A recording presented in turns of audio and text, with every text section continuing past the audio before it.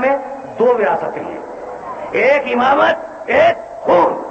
امامت میراث رسول، خون میراث ابو طالب.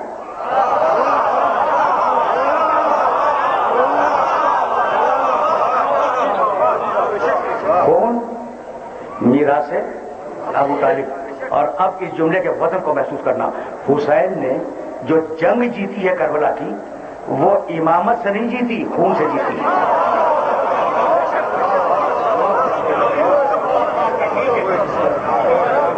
یہ جملے میرے بہت چھوٹے ہیں لیکن انہیں کبھی یاد رکھنا. تو یہاں تک تو ہم آ گئے کہ کربلا کی جنگ حسین نے جیت لی، ٹھیک ہے نا. میں ایک جملہ پھر کہہ کے آ رہا ہوں اور میرا جی چاہتا ہے کہ یہ جملہ تمہاری خدمت میں پیش کروں اور تم سے اجازت لے لوں، اور یہ تفصیل مسائل ہمارے دوست پڑھیں گے. بس جملہ سنو اور مجھے اجازت دے دو. دیکھو، ابو الفضل عباس بہت بڑا کردار ہے کربلا کا، علمدار لشکر حسین. لیکن میرا جملہ یاد رکھو گے، ارباب مقاصد نے بحث کی ہے اور وہیں سے لے کے تمہیں جملہ سنا رہا ہوں. اگر فرض کرو تھوڑی دیر کے لیے کہ عباس نہ ہوتے کربلا میں، پھر بھی کربلا تو ہوتی، کربلا رک نہیں سکتی تھی. اچھا تھوڑی دیر کے لیے فرض کر لو عباس کی جگہ جناب علی اکبر کو رکھو کہ اگر علی اکبر کربلا میں نہ ہوتے پھر بھی کربلا ہوتی. ایک ایک کو گنتے جاؤ، کربلا ہوتی. سب سے بڑی شہادت کربلا کی علی اصغر کی شہادت. اگر ششماہ کربلا میں نہ ہوتا پھر بھی کربلا ہوتی. لیکن اگر زینب کربلا میں نہ ہوتی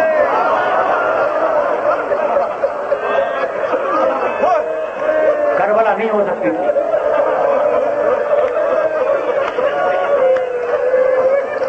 اس لیے کہ کربلا کو جانا تھا شام کے دربار تک. بس میرے عزیزوں، میرے دوستوں، تمہاری صدائیں بلند ہو گئیں، لیکن میرا جی چاہتا ہے کہ تم سے ایک جملہ کہتا جاؤں. کبھی پھر بیان کروں گا اس شہزادی کے سلسلے میں. حسین کے بعد وراثتیں تقسیم ہو گئیں. قافلے کی قیادت شہزادی کے حصے میں آئی، امامت سجاد کے پاس گئی. بھائی یہی تو ہوا. اور سجاد کے جملے کیا بھول جاؤ گے کہ جب سجاد پریشان ہوتے تھے تو مشورہ کرتے تھے اپنی پوتی سے.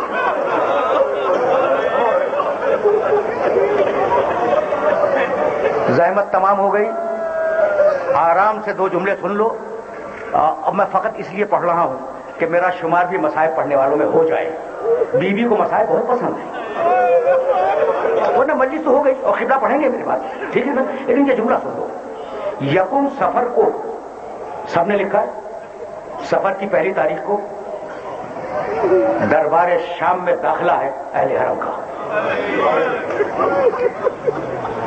سارے قیدی گھبرائے ہوئے تھے، پوری ذمہ داری سے عرض کر رہا ہوں، اور میں وہی مصائب پڑھنے کا عادی ہوں جو کتابوں میں موجود ہے.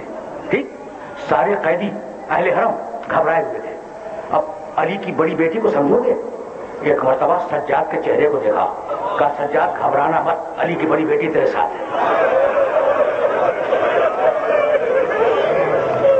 اب سمجھ میں آئی ہے بیوی؟ یا سنو، آخری جملہ سنو اور مجھے اجازت دے دو. بس یہ جو دو تین جملے سن لو. ام کلثوم مت گھبراؤ، ام فروا مت گھبراؤ، رقیہ مت گھبراؤ، سکینہ مت گھبراؤ. تمہاری پھوپھی تمہارے ساتھ ہے، تمہاری بہن تمہارے ساتھ ہے، ٹھیک ہے نا. تو بیوی شہزادی زینب تسلیاں دیتی ہوئی قیدیوں کو لے گئی. بزرگوں نے لکھا کہ 7 دروازے تھے یزید کے دربار تک. پہلا دروازہ گزرا، دوسرا گزرا، تیسرا گزرا، بیوی تسلیاں دیتی رہی. جب 7واں دروازہ آیا اور اس دروازے کے بعد تھا دربار، تو بیوی یا علی کہہ کے زمین پہ بیٹھ گئی. یہ ہے آخری جملہ. سجاد آئے، پھوپھی اماں آپ گھبرا گئی. کہا نہیں بیٹے میں گھبرائی نہیں. کہا پھوپھی اماں پھر آپ کے بیٹھنے کا سبب کیا ہے؟ بس یہ سبب سن لو اور مجھے اجازت دے دو. کہا بیٹے بتلاؤں کہ میں کیوں بیٹھ گئی؟ کہا پھوپھی اماں بتا دیں. کہا 21 رمضان کی صبح کو جب میرا بابا دنیا سے جا رہا تھا تو میرے بابا نے مجھے اپنے قریب بلایا اور اپنا زخمی سر میرے کندھے پہ رکھا، اور میرا بابا مجھ سے کہنے لگا زینب تجھے ایک دن دربار میں جانا ہوگا، مت گھبرانا، میں تیرے ساتھ چلوں گا. تو میں گھبرائی نہیں، میں تو اپنے بابا کا انتظار کر رہی ہوں. یہ کہہ کے بیوی کھڑی ہوئی، السلام علیکم یا امیر المومنین.